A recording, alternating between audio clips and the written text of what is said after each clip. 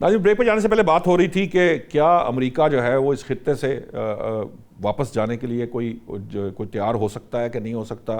امجد صاحب، یہ جو معاملہ ہے، کیونکہ امریکہ کے اندر یہ ڈسکس ہوا، یو ایس میں اس کے اوپر باقاعدہ ڈسکشن ہوئی کہ آپ اپنے اڈے جو ہیں وہ محدود کر دیے جائیں صرف اسرائیل کی حد تک، اور باقی جو اڈے ہیں وہ نہ ان سے اب آپ ان کو وہ بنا سکتے ہیں. یوں کہہ لیجئے کہ ایک تو اس کی ریپیئر بہت مہنگی ہے، مینٹننس بہت مہنگی ہے، اربوں ڈالرز چاہیے ان کو دوبارہ سے ری بلڈ کرنے کے لیے. کچھ تو ہو بھی نہیں سکتے، وہ کہتے ہیں یہ کرنے کا نقصان ہی نقصان ہے. اب ان حالات کے اندر آپ کو لگتا ہے کہ امریکہ جو ہے وہ پھر بھی رہنا چاہے گا اس خطے کے اندر، یا اس کے لیے زیادہ سوٹیبل یہ ہے کہ اسرائیل بنانے کا مقصد تو یہی تھا نا کہ ایک ایسا اینکر کر دیا جائے کہ مڈل ایسٹ کے اندر جہاں بوقت ضرورت، شاید آج کی ضرورت کے حساب سے، کہ وہاں جائے پناہ مل جائے. تو وہ ادھر جانا فی الحال مناسب سمجھے گا، یا ابھی وہ کوشش کرے گا کہ میں اپنے اڈے قائم رکھوں؟ اچھا، اس میں دیکھیں، ایک میں صرف آپ سے پہلے ایک چیز بات یہ کرنا چاہتا ہوں. دیکھیں، معاملہ یہ ہے کہ اس وقت دنیا کی اس وقت بڑی طاقت وہ دعویٰ کرتے ہیں، لیکن اس کے جتنے بھی اس خطے میں اڈے ہیں سارے غیر محفوظ ہیں. اس وقت تمام کے تمام کو نشانہ بنایا ایران نے، میزائل گرے، اس کا مطلب ہے اس کا کوئی بھی محفوظ نہیں ہے. اور اس وقت جب قطر کے اندر اجلاس ہو رہا تھا اس وقت وہاں پہ میزائل گرے، آپ کو یاد ہے، وہ بھی نہیں روک سکا. اور دیکھیں، یہ چیز میں اس لیے کہہ رہا ہوں کہ اس کا مطلب یہ ہے کہ وہ اس کے جتنے بھی اڈے وہ اپنی طرف سے تو اس نے سیکیورٹی کے لیے رکھے ہیں. سیکیورٹی تو ہے، سب سے زیادہ خطرہ تو اس کے اپنے اڈوں کو ہے نا وہاں پہ، تو وہ کیوں رکھنا چاہے گا؟ ابھی عراق سے تو اعلان کر دیا اس نے کہ ہم عراق سے واپس جا رہے ہیں، ایران سے اپنی فوجیں واپس بلا رہے ہیں، اور وہاں پہ اب ہم سرمایہ کاری کریں گے. یہ ٹرمپ صاحب نے یہ بیان دیا ہے کہ انہوں نے کہا کہ ہم وہاں پہ سرمایہ کاری کریں گے، ہماری کمپنیاں وہاں پہ آئیں گی اور تیل نکالیں گی، ہم تیل ہمیں چاہیے، ہم خریدیں گے. یہ ایک ہوتا ہے جو بار بار ہم بات کرتے ہیں کہ جی ایران کے ساتھ وہ معاہدے کی بات کرتے ہیں کہ ہمارے ساتھ معاہدہ کریں، ہمارے ساتھ معاہدہ کریں. وہ وہاں پہ اڈے تو نہیں بنانا چاہتے نا ایران کے اندر، نہ ایران ان کو بنانا چاہتے. وہ کیا معاہدے ہیں، کس معاہدے کی وہ بات کرتے ہیں؟ وہ یہی کہتے ہیں کہ جی ہمیں یہاں سے ہماری کمپنیوں کو کام کرنے دیں. وہ معاشی فوائد چاہتے ہیں، وہاں سے ریئر منرلز ہیں ایران کے اندر بے شمار، ان کے اندر وہ اپنا شیئر چاہتے ہوں گے. اور یہ پہلے دن سے جب سے یہ جنگ شروع ہوئی ہے اس سے پہلے بھی ان کا یہی بات تھی کہ ہمارے ساتھ معاہدہ کریں، اور وہ اس طرح کی یہ چیزیں چاہتے ہیں. رہ گئی بات، ایک چیز اور میں آپ سے عرض کروں. دیکھیں، سعودی عرب کے اندر اس وقت ابھی تک موجود ہیں اڈے امریکہ کے، لیکن سعودی عرب نے پاکستان کے ساتھ ڈیفنس ایگریمنٹ کیا ہے. وہ امریکہ کے تو اڈے موجود تھے، تو پاکستان کے ساتت کرنے کی کیا ضرورت تھی؟ اس کا مطلب ہے کہیں نہ کہیں یہ بات آپ کر رہے ہیں کہ اس کے اوپر کام بھی ہو رہا ہے، اور یہاں سے نکلنے، اور پھر سامنے والے جو بالکل جو آپ کے جو مخالف ہے ود کرے، ایران ہے نا اس وقت اس خطے میں جو سب سے بڑا، اس کے سامنے اگر منہ کے سامنے وہ آپ کے اڈے ہیں جو کہ غیر محفوظ ہیں، چاہے وہ بحرین میں ہوں، چاہے وہ کویت میں ہوں،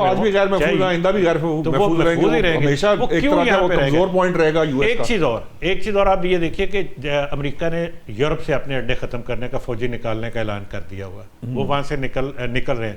وہ کہتے ہیں کہ جی ہم کیوں یورپ کی دفاع پہ اپنے اخراجات کریں، یا تو ہمیں پیسے دیں. سیدھی بات ٹرمپ صاحب تو بات ہی یہ کرتے ہیں نا کہ ہمیں حصہ دیں، پیسے دیں، یا انہوں نے کہا کہ جی میں کر سکتا ہوں حفاظت، آپ مجھے گرین لینڈ دے دیں. یہ ابھی دوبارہ انہوں نے یہ بات کی چند روز پہلے. معاملات کیا ہے؟ معاملات تو یہی ہیں کہ جی کہ وہ مفت میں سروس نہیں دینا چاہتے کسی کی بھی. اور ان کو میرا خیال ہے امریکہ کو، ان کو یہ اس وقت احساس ہو گیا کہ ہمیں یہاں پہ رہنے کا کوئی فائدہ نہیں. کمپنیاں ایگریمنٹ کر لیں، آپ کو پتہ ہے انٹرنیشنل ایگریمنٹس ہوتے ہیں، ان کی ساورن وارنٹی ہوتی ہے، گارنٹی ہوتی ہے، وہ آپ ختم نہیں کر سکتے. وہ کر لیں گے اور وہاں سے وہ اپنا تیل نکالنے، کاروبار کریں، اور اپنی فوجوں کو سمیٹے، اپنے اخراجات جو ڈیفنس ان کے سب سے بڑا معاملہ وہ تو چاہتے یہی ہیں. اس کی سب سے بڑی وجہ یہ ہے، آپ یہ دیکھیں پچھلی جو بڑی جنگیں ہوئی ہیں اس میں نیٹو، یورپ کے جو سارے ملک شامل تھے، ساتھ تھے امریکہ کے، اور زیادہ تر اخراجات انہوں نے اٹھائے.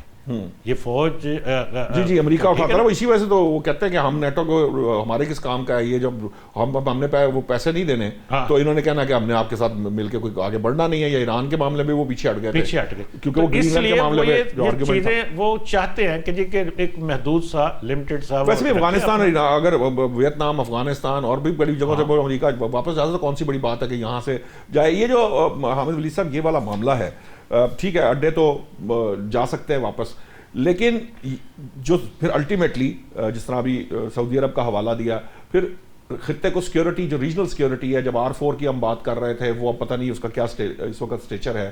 لیکن پھر سیکیورٹی کی ضرورت ہے, پھر ایران کو وہ ٹرسٹ جو خلیجی ممالک کو دینے کی ضرورت ہے ایکچولی, جن کی بنیاد پر یہ امریکی اڈے قائم ہوئے تھے, تو پھر اس کو کیسے ہینڈل کرے گا ایران, یا اس کو کیسے ہینڈل کرنا چاہیے اس سارے معاملے, کیونکہ اگر یہ سازش تھی جس کے تحت ایران نے حملہ کر دیا تھا ان کے اوپر, یہ جو آئل ٹینکرز تھے, تو اس سے موقع مل گیا امریکہ کو دوبارہ حملہ آور ہونے کا, تو اگر یہ سازش نہیں سمجھ سکتے تو پھر ان سازشوں کو کیسے وہ قابو کرے گا, جس کے بارے میں ہم فردر جو خطے کے اندر جو اسرائیل کرتا رہے گا وہ باز تو نہیں آئے گا. صحیح بات آپ کی. اور دیکھیے اس میں اس کو پھر وہ تھوڑا سا ہم اسٹریٹجک پوائنٹ آف ویو سے دیکھیں تو دراصل اس وقت ایک تو اکنامک وار ہے بٹوین امریکہ اینڈ چائنا, دوسری وار یہ ہے کہ ریجنلی ہے تو ویسے یہی اصل جنگ, جی یہی ہے. اچھا, اب یہ ہے کہ ریجن کے اندر چائنا جس طرح سے انگریس کرتا جا رہا ہے, اور جس طرح سے اس نے پورا ساؤتھ ایشیا اور پھر فار ایسٹ اور پھر اب مڈل ایسٹ کے اندر بھی جس طرح سے وہ گیا ہے, اور ایون افریقہ کے اندر تک اس نے اپنی دکھائی ہے, تو یہ چیزیں اصل میں پریشان کر رہی ہیں ان کو. اور اسی لیے یہ گرین لینڈ اور وینزویلا کے اندر بھی ان کو بہت زیادہ آرگومنٹ تھا, دوسری طرف اس نے امریکہ نے اس قسم کی چیزیں کرنے کی کوشش کی ہے. چنانچہ اب یہ جو ہے کہ وہ تیل نکال لے گا, پتہ نہیں تیل کون نکالے گا, اور امریکہ جو ہے وہ جس طرح سے افغانستان سے نکلا ہے, انہی ٹرمپ صاحب نے ہی نکالا, اور انہوں نے وہاں سے وڈرال کیا اپنے آپ کو کہ بھئی ہم اب ہمارا ذمہ اب کوئی نہیں آ رہا, وی آر گوئنگ بیک. اور اسی طرح سے اس ریجن کے اندر بھی جتنی تیزی سے تبدیلیاں آ رہی ہیں, اور جس طرح سے ایشیا لک ٹورڈز ایشیا کی بات ہوتی ہے, اور یہ صدی ایشیا کی صدی کہلاتی ہے, تو گویا کہ جو ویسٹ ہے وہ پہلے ہی ایک مردہ گھوڑا بن چکا ہے. امریکہ ہے جو کہ تھوڑی بہت سانسیں لے رہا ہے, لیکن اگر اس کی اکانومی $30 ٹریلین کی ہے, تو چائنا جو ہے وہ اس وقت $20+ ٹریلین پہ آ چکا ہے, اور اگلے 5-7 سالوں میں وہ اسے کراس کرنے کی صورت اس کی بنتی نظر آ رہی ہے. اس لیے ٹیرف وار کر کے دیکھ لی ٹرمپ نے, وہ نہیں بات بنی. جب اس نے دیکھا چائنا اس طرح سے بڑھ رہا ہے, تو اس نے ایران کو اسرائیل کے ساتھ مل کے کوشش کی. اسرائیل کو اس حد تک کامیابی تو کہہ لیں جو کہ نہیں کامیابی, کہ اس نے غازہ کا جو حال کیا, جو لبنان کے اندر اس نے ایک حصے کو, اور حماس نے جس طرح وہاں سے اعلان بھی کیا ہے کہ نو مور وار, تو اس کانٹیکس میں وہ ادھر سے بڑھنا تو چاہتا ہے. ویسے بھی یہ جنگ بند ہوگی تو آپ کا سارا جو مسلم ممالک کا فوکس ہے وہ غزہ پہ چلا جائے گا, اس پہ ڈیبیٹ شروع ہو جائے گی. تو اس کانٹیکس میں نہیں سمجھتا کہ امریکہ کا یہ ڈریم کہ وہ یہاں سے اس کی کمپنیاں آگے تیل نکالیں گی, اور یہاں بلکہ یہاں پر مجھے تو پاکستان کا رول بڑھتا نظر آتا ہے, خواہ وہ ابنائے ہرمز کے معاملات ہوں, خواہ وہ اور سی کے کانٹیکس میں ہرمز سے نکلے تو پھر آگے ہمارا وہ گوادر ہے, ہمارا گوادر ہے, اور اسی طرح سے جو لینڈ روٹ ہے وہ بھی پاکستان اس کا جی وہی ہے, اور وہ پورے سینٹرل ایشیا اور پھر یورپ تک یہی گیٹ وے ہے جہاں سے ہم نکلتا ہے. چائنا سے چیزیں نیچے اگر اترتی ہیں تو گویا جو فیوچر اگلے 15-20 سالوں میں بنتا نظر آ رہا ہے, ہو سکتا ہے پاکستان اس خطے کے اندر سیکیورٹی کے معاملات اس کے پاس موجود ہوں, اور جو ٹریڈ ہے وہ پاکستان کی اس سیکیورٹی ارینجمنٹس کے تحت ہوتی نظر آئے. ٹھیک ہے, اب ذرا کچھ ہم نے ایکسٹرنل معاملات تو کافی ڈسکس کر لیا, اب کچھ بات داخلی. امجد صاحب, یہ کیا کابینہ کی تبدیلی, اب ہر روز ایک نئے وزیر کی بات آتی ہے, نئے چہرے آ رہے ہیں. ویسے تو ہوتا یہ ہے کہ جس کو ہماری زبان میں اخبار میں کہا جاتا ہے جس اخبار نہ چھپ گیا ہو تو پھر وزیر نہیں پڑھنا, لیکن یہ لوگ ہر جس کی جو خواہش ہے, جس کا جو دل کر رہا ہے وہ چاہ رہا ہے کہ یہ, کیونکہ پرائم منسٹر صاحب نے یہ بات کہی کہ ہم کابینہ میں کچھ تبدیلیاں کریں گے, کچھ بزرگوں کی جگہ کچھ نوجوان لائیں گے. کیا ضرورت پیش آئی ہے اس وقت اس خاص طور پر اس موقع کے اوپر, کیونکہ بات تو کسی زمانے میں وزیر خزانہ کی تبدیلی سے شروع ہوئی تھی, جس کے بعد یہ باتیں بھی کی گئی کہ حکومت ہی تبدیل ہو رہی ہے. اب کیا آپ کے پاس انسائٹ ہے, کیا چل رہا ہے؟ میں ویسے ذاتی طور پر سمجھتا ہوں کہ اس وقت حالات ایسے ہے ہی نہیں کہ جو تبدیلی والی بات آپ کر رہے ہیں کہ حکومت کی تبدیلی والی, وہ کسی بھی صورت وہ ان کو افورڈ نہیں کرتا. جو ہم ارد گرد کہ جو معاملات کو دیکھتے ہیں ان کو ہمارا جو سٹرکچر ہے وہ افورڈ نہیں کرتا اس وقت کہ ایسی کوئی کوشش بھی کی جائے. رہ گئی بات کابینہ کی تبدیلی کی, تو اس میں ہوتی رہتی ہیں. ویسے بھی اب چونکہ 2 سال سے جب اوپر ہو گیا, ان کی کارکردگی کے اوپر بات ہونی شروع ہو گئی, کہ ان کی آؤٹ پٹ کے اوپر بات ہونی شروع ہو گئی, تو اس کا آسان راستہ یہ ہوتا ہے اس کرٹیسزم سے بچنے کا, اس تنقید سے بچنے کا, کہ منسٹر کو تبدیل کر دیں, کہ نئے بندے کو لائیں گے, نئے آئیڈیاز آئیں گے, نئے خیالات آئیں گے. ویسے بھی یہ ہوتا ہے اسمبلی کے اندر, جو لوگ جیت کر گئے ہیں, جو MNAs بنے ہیں, سب کا استحقاق ہے, سب وہ بن سکتے ہیں, ان کی خواہش بھی ہوتی ہے, اور لابنگ بھی اپنی اپنی چل رہی ہوتی ہے. اور پھر کچھ ناراضگیاں. ویسے یہ تبدیلی کوئی کام کارکردگی میرٹ پہ تو نہیں ہوتی نا سر. تو میں نے تو آپ سے ساری باتیں کی ہیں نا, کچھ لابنگ ہوتی ہے, کچھ ناراضگیاں ہوتی ہیں, کچھ وہ کام کر رہے سارے لوگوں کی خواہش ہوتی ہے اس کو بھی خوش کرنا, آگے الیکشن بھی جانا نا پھر اس کے بعد اگلے ٹینیور میں. اور پھر اس کے علاوہ ایک اور جب آپ بات وہ کرتے ہیں نا کہ کسی بزرگ یہ وہ دوسرے, وہ آپ کو پتہ ہے کہ کچھ منسٹر سے کچھ لوگ ناراض بھی ہیں, تو وہ ہو سکتا ہے کہ ان کی جگہ پہ کوئی نئے لوگ آنا چاہتے ہوں, یا اس کی وجہ سے آپ کو لگتا ہے کہ یہ ساری کہ یہ سارا کہ چلو 2 چینج کرنے کی بجائے یا 1 چینج کرنے کی بجائے 5-6 نئے اس میں ڈال دو, ادھر سے 3-4 نکال دو, یا ان کی منسٹرز چینج کر دیں, کچھ پورٹفولیو چینج کر دیں. ہاں ایسے ہی ہو سکتا ہے کہ ان کی تبدیلیاں کر دیں تو سارے خوش ہو جائیں گے اس میں. ٹھیک ہے حامد صاحب, آپ کو کیا لگتا ہے ایسے وقت میں جب گورنمنٹ بڑے, اس میں کوئی شک نہیں, جو آپ کے فارن افیئرز ہیں اس کے جو معاملات ہیں اس وقت, جس طرح کی معیشت کی جو پوزیشن ہے وہ سب کے سامنے ہے, ان حالات میں یہ تبدیلیاں جو ہیں یہ گورنمنٹ کی کیا ایکچولی ضرورت ہے ان تبدیلیوں کی؟ اور اگر کر فرض کے کیا جاتا ہے تو اس سے جو شور و غوغا پیدا ہوگا, جو معاملات آپس میں آرگیومنٹ میں جائیں گے, وہ کیا گورنمنٹ افورڈ کر پائے گی؟ کیونکہ پہلی اورنگزیب صاحب کی بات ہوئی تھی تو وہ ایک وزیر کے کچھ بعض معاملات گیا تو پوری کی پوری حکومت تبدیلی کے کالم لکھے جانے لگے, بدلنے کے کالم لکھے جانے چلے, یہ پورا سیٹ اپ ہی جا رہا ہے, وہ اس طرح کی پھر چیزیں شروع ہو جاتی ہیں. تو وہ شور و غوغا تو ہو چکا, یہ جو آپ نے کالمز کا ذکر کیا اور جو اس قسم کی باتیں اور پورے پروگرام روز سوشل میڈیا پہ ہر جرنلسٹ اپنے کلابے ملا رہا ہے, ہر جرنلسٹ نام دے رہا ہے, ہر بندہ جو ہے وہ اپنی, میں یہ کہہ رہا ہوں کہ جب یہ خبر چلی کہ دراصل کیبنٹ کے اندر چینجز آنی ہے تو یارانے جو ہمارے دوست احباب ہیں انہوں نے اس کو رنگ دے دیا کہ حکومت ہی بدل رہی ہے, ٹھیک ہے, اور اس کے اوپر ایک پورا گریڈ جو ہے وہ ایکٹیو ہو گیا. اور پھر ہم نے یہ بھی دیکھا کہ کچھ بندشیں ہوئیں, کچھ اور معاملات بھی ہوئے. خیر ہم اس طرف نہیں جاتے. تو ہم بنیادی طور پر یہ بات ہے کہ یہ پرائم منسٹر کا پروراگیٹو ہے کہ وہ چینج کر سکتے ہیں کیبنٹ. یس, جو مجھے سمجھ آتی ہے کہ دراصل جتنا کمپٹیشن آگے بڑھتا جا رہا ہے, جو پنجاب کے اندر بظاہر لگتا ہے کہ پی ایم ایل این کا کوئی مقابلہ نہیں کر سکتی پولیٹیکل پارٹی, لیکن ایسا ہرگز نہیں ہو سکتا کہ کوئی کر ہی نہ سکے. ڈیفینیٹلی کوئی نہ کوئی پاور کھڑی ہو جائے گی.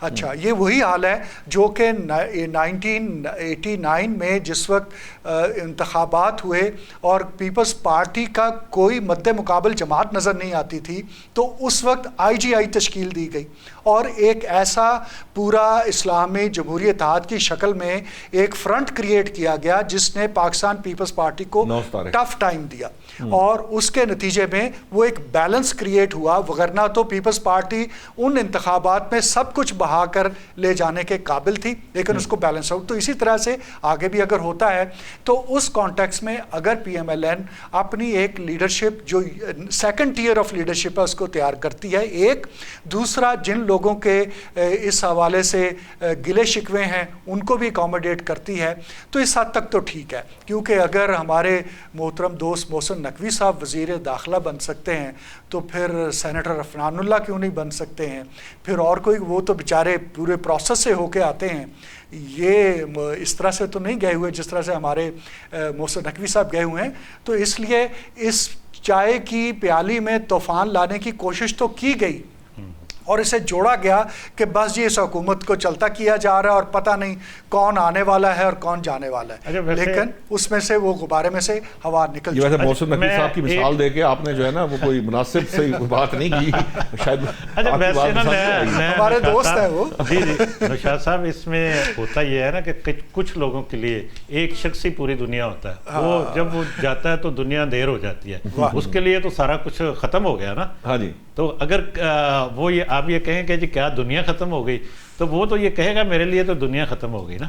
ہاں بات تو سمجھ نہیں, وہ تو کہیں گے, لیکن وہ جس طرح کہہ رہے ہیں کہ آپشنز بن جاتی ہیں, آپشنز ہوتی ہیں, ہمیشہ سے رہتی ہیں.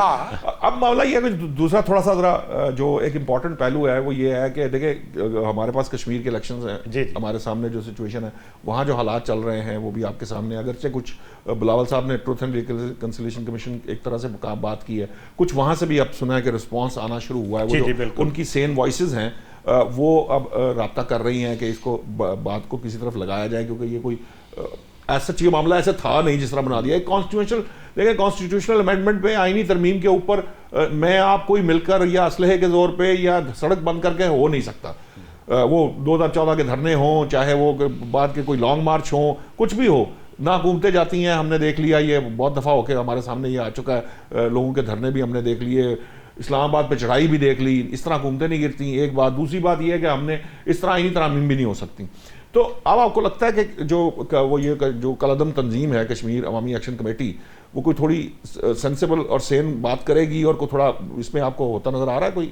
آج ایک اچھی جو اس کے حوالے سے جو ڈیولپمنٹ آپ کہہ لیں کہ وہ کالعدم ایکشن کمیٹی نے اپنا مؤخر کر دیا وہ مارچ جو اعلان کیا ہوا تھا اس نے، اور گڈ ول جسچر. جی بالکل. تو یہ ایک پازیٹیو چیز ہے. یعنی اس پہ کل چونکہ بلاول وہاں پہ ہیں آزاد کشمیر میں، اور ان کے ملاقاتیں بھی ہوئیں، وہاں کی حکومت ان کے پاس ہے، ان کی بھی کاوش ہے کہ کسی طریقے سے نواز شریف بھی جلسہ کرنے جا رہے ہیں. بالکل وہ بھی جا رہے ہیں، اور جانا چاہیے، ساری جماعتوں کو جانا چاہیے وہاں پہ، اپنے اپنے ووٹرز کے ساتھ ملنا بھی چاہیے اور کیمپین اپنی چلانا چاہیے.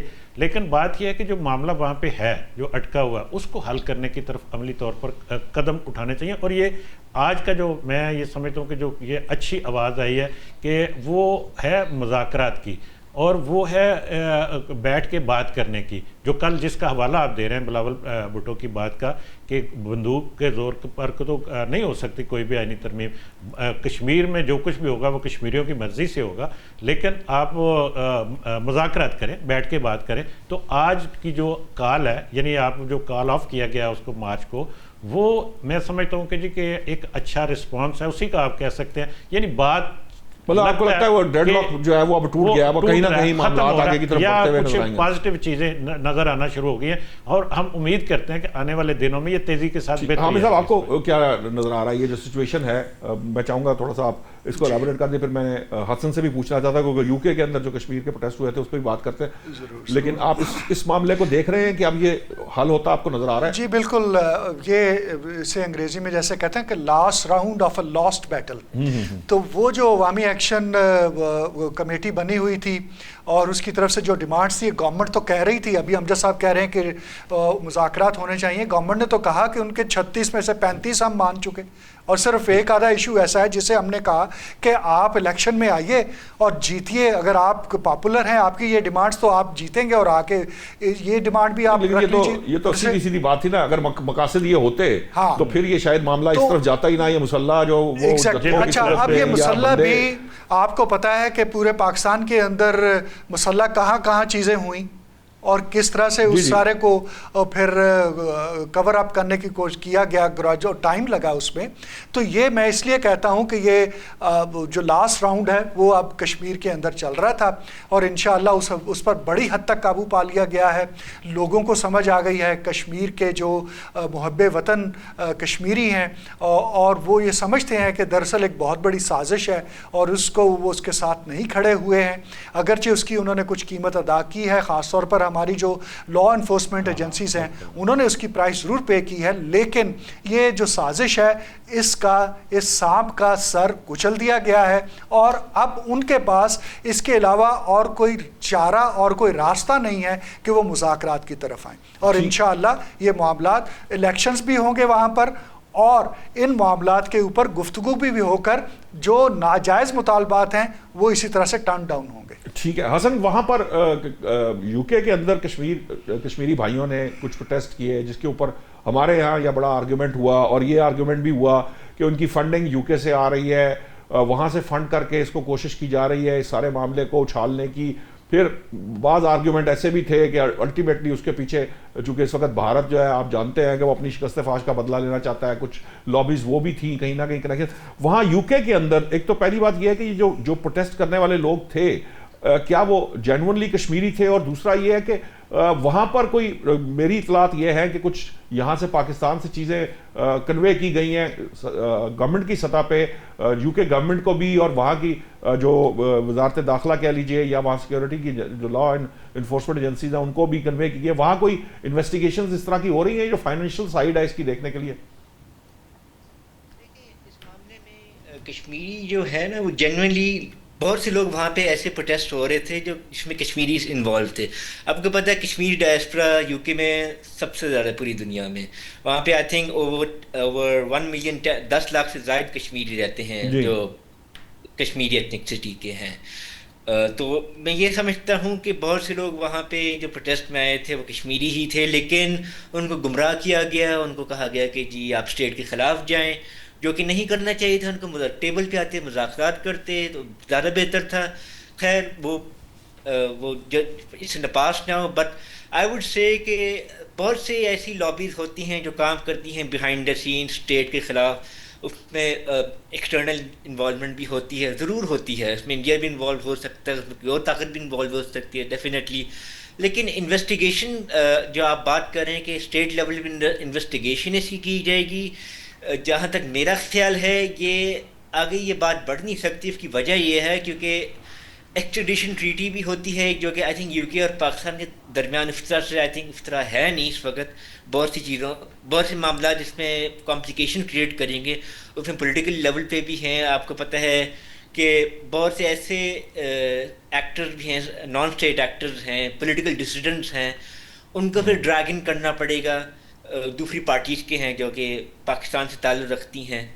تو اس معاملے میں یہ سمجھتا ہوں، ابھی آپ نے دیکھا ہوگا کہ ایک ریپسٹ ہیں جو ساری زندگی یو کے میں رہے ہیں، ان کے بارے میں کہا جا رہا ہے کہ جی پاکستان ان کو واپس لے.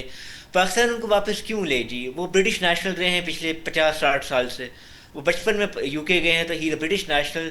تو وہ بھی ایک بہت بڑے ایک ایشو ہے جو کہ پاکستان اور یو کے درمیان ایک یو کے سے بون آف کنٹینشن بن چکا ہے، جس کی وجہ سے میں سمجھتا ہوں کہ یہ بات آگے نہیں بڑھے گی. جو آپ بات کر رہے ہیں کہ جی اسٹیٹ لیول پہ انویسٹیگیشنز ہوں گی، پاسبل نہیں ہے، کیونکہ یو کے اور پاکستان کے تعلقات ویسے ہی بہت اچھے ہیں، ٹریڈ لیول پہ بھی اور بائیلیٹرل لیول پہ بھی. بہت سی چیزوں میں سینسٹیوٹیز ہوتی ہیں کیونکہ بہت ہماری جو ڈائسپورا ہے وہاں پہ بہت بڑا ہے.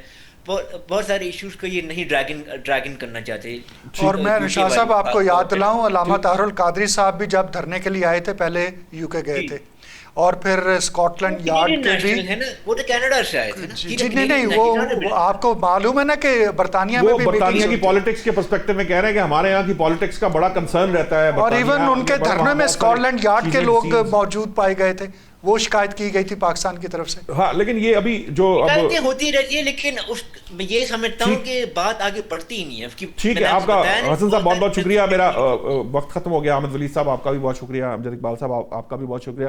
ناظرین، اگر واقعتاً اس طرح کی کوئی لیڈ یا فائنینشیل کوئی اس طرح کی ڈسبرسمنٹ تھی، وہاں سے یہاں پیسہ بھیجا گیا اور یہاں انریسٹ کریٹ کی گئی، تو میں سمجھتا ہوں کہ گورنمنٹ کو اعلیٰ سطح کے اوپر اس کے اوپر نہ صرف کام کرنا چاہیے بلکہ یو کے گورنمنٹ کو بھی اس میں کوآپریٹ کرنا چاہیے کہ وہ لوگ، وہ عناصر، وہ نان اسٹیٹ ایکٹر، وہ لوگ جو آج وہاں پر پیسہ اگر استعمال کر کے پاکستان کے لیے پرابلم کر سکتے ہیں، اس ریجن میں کر سکتے ہیں، کل کو یو کے لیے بھی وہ پرابلم بن سکتے ہیں. تو ایسے نیکسز اور نیٹ ورکس جو ہیں وہ توڑے جانے چاہیے، بالکل اسی طرح جس طرح انڈین کرونیکلز اور دوسرے معاملات کے اندر یورپ نے انڈیا کے جو مختلف طرح کے نیٹ ورکس تھے، چاہے وہ ویب سائٹس پر مشتمل تھے، چاہے وہ ٹارگٹ کلنگ کے معاملات ہیں جس کے شواہد جو یو کے گورنمنٹ ہے ان کے پاس ہیں.